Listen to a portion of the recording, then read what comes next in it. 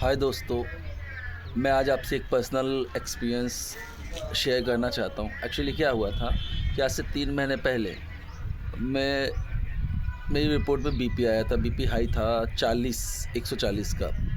Border line थी, हालांकि एकदम जस्ट स्टार्ट ही हुआ था। लेकिन उससे पहले मुझे बहुत ज़्यादा फिज़िकल प्रॉब्लम्स होने लगी थी। शरीर में कमज़ोरी आना, अजीब सा लगना, कभी चक्कर आ जाना, कभी कुछ होना। लेकिन एक अनुभव नहीं था बिल्कुल कि ऐसा कुछ हो जाएगा एकदम से कि बीपी आ जाएगा, क्योंकि मैं एक फिज़िकली मैं एक्टिव रहता था हमेशा। मैंने जिम को हमेशा प्रेफरेंस दिया, जिम करना, हेल्थ मैनेज रखना, क्योंकि थोड़ा सा रेपुटेशन भी अच्छा रहता है मार्केट में जिम करने वालों का, कंपैरिजन जो नहीं करते हैं। तो मैं एकदम सदमे में चली गया कि ये कैसे हो गया। जब बीपी की सच्चाई सामने आई कि बीपी आने के बाद आदमी को हैवी काम नहीं कर सकता, रनिंग नहीं कर सकता, एक्सरसाइज नहीं कर सकता। मैंने बोला मैं तो जिम करने वाला आदमी हूँ, मैं हैवी एक्सरसाइज नहीं कर सकता तो फिर मेरे लिए तो प्रॉब्लम आ जाएंगी, मैं क्या करूँगा ऐसे में। वो टेंशन में आ गया, फिर वो दवाइयाँ चालू हो गई, सब हो गया। फिर रिसर्च करते करते, जानकारी लेते लेते कुछ बातें समझ आई कि सिर्फ फिज़िकल एक्टिविटी ही आपको बीपी से निकाल सकती है। कहते हैं कि बीपी में फ़िज़िकल एक्टिविटी नहीं करनी चाहिए, तो फिज़िकल एक्टिविटी बहुत ज़्यादा ज़रूरी हो जाती है उसमें। लेकिन उसे मैनेज कैसे किया जाए, सबसे पहले शुगर पे काम करना है आपको। बीपी के बीच में शुगर की बात आ गई, क्योंकि डायबिटीज़ जो होती है ना इंसान को, वही तोड़ने लगती है। डायबिटीज़ क्यों होती है? चटोरेपन की वजह से। सीरियसली, जिनको हो जाती है उनको किसी और कारणों से होती है, लेकिन मैक्सिमम लोगों को हर चीज़ खानी है भाई साहब, हर चीज़ खानी है। स्वाद के चक्कर में सब खाओ, सब खाओ। मैंने भी किया है, मैं सिर्फ खाने वालों को बुरा नहीं बोल रहा हूँ, मैंने भी किया, मैंने भी बहुत कुछ खाया है। जब देखो तब एंजॉय करना, पार्टियाँ करना।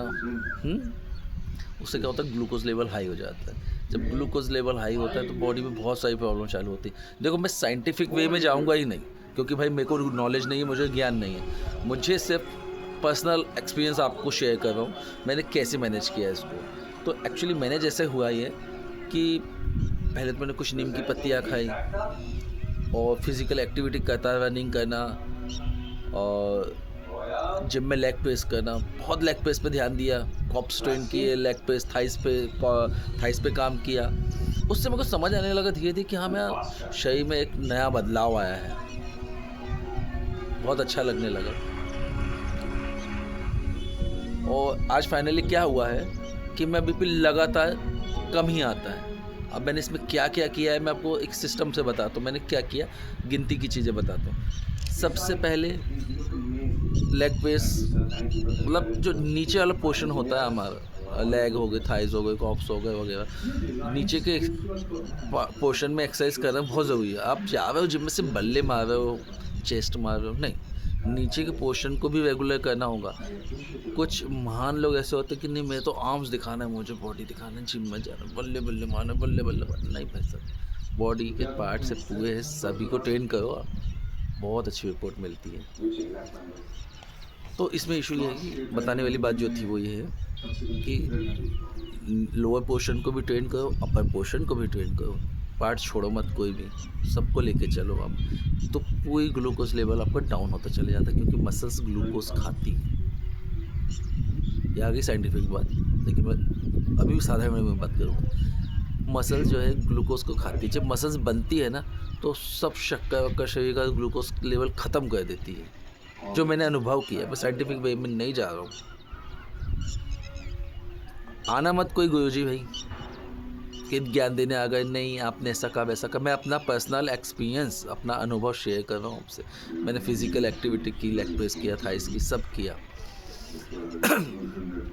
इसमें सबसे बड़ा इशू ये आया कि पहले इतना ज़्यादा कमजोरी लगती थी स्टार्टिंग करने के बाद कि बता नहीं सकता। 1 महीने बाद मैं इतना अच्छा हो गया कि मुझे लगा कि मेरी लाइफ में मैं वापस आ गया, I am come back.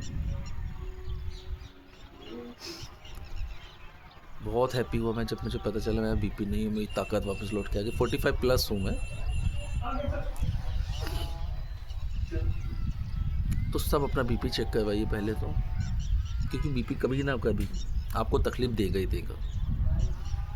BP की डिटेल है, साइंटिफिक वे है, जो वो सब गूगल सर्च के लिए बैठे लोग, बहुत सारे लोग बैठे, ठीक है, उन्हें करने दीजिए। वो आप जो मैं कह रहा हूँ उसके ऊपर भी ध्यान दीजिए। फिज़िकल एक्टिविटी कीजिए, ग्लूकोज़ लेवल पूरा कम कीजिए, डाइट में रोटियाँ कम कीजिए, अंडे बढ़ाइए। जो नहीं बढ़ा सकते वो उनका जाने, मैं नहीं बोल सकता उसमें, लेकिन अंडे आपकी डाइट के लिए बहुत ज़रूरी है। शाम को रोटी कम करो, अंडे लाओ, 4-5 अंडे खाओ उबले हुए या कम तेल में फ्राई किए हुए। मैं वही करता हूँ। आपने एक वीडियो में देखा भी होगा, मैंने तेल डाला और फ्राइंग पैन से वापस कर दिया और फिर उसमें अंडे डाले और ढक दिया। ढक इसलिए कि नीचे से पकेंगे, ऊपर से कम पकेंगे। वो डाइट के लिए बहुत अच्छे रहते हैं। और साथ में आप मैग्नीशियम चलने देना, मैग्नीशियम सप्लीमेंट ग्लाइसोनेट, मैग्नीशियम ग्लाइसोनेट। ये आपको बहुत अच्छी मसल रिकवरी देता है और बहुत अच्छा फ़ील देता है बॉडी के लिए। तो आप इसको करके देखिए। मैं बहुत ज़्यादा मतलब दिल में बहुत सारी बातें बताने वाली थी, लेकिन मैं बताने के चक्कर में थोड़ा सा उलझ गया। तो एक शॉर्टकट बोलता हूँ आपको, फिज़िकल एक्टिविटी कीजिए, लो डाइट रखिए। लो डाइट मतलब रोटी कम रखिए, अंडे खाइए ज़्यादा, 4 अंडे 5 अंडे अगर खा सकते हो तो और खाइए। आपकी आर्थिक स्थिति अच्छी है, आप ज़्यादा अफ़ोर्ड कर सकते हैं, आप डाइजेस्ट ज़्यादा कर सकते हो, अंडे ही खाते रहिए। रोटी कम खाइए, 2 रोटी 1 रोटी। अंडे बहुत अच्छे लगते हैं, अलग-अलग तरीके से बनाओ आप। किसी की बातों में मत जाओ, ये वो फलाना ढिमका। एक आध बार कभी खराब अंडा आ जाता है तो मुँह का स्वाद बिगड़ जाता है, तो फिर आप चिढ़ जाते हो। नहीं, ऐसा मत करो, ऐसा होता रहता है, ज़िंदगी में भी होता है, कुछ छोटे-मोटे अंडे जैसी चीज़ है, उसमें भी होगा।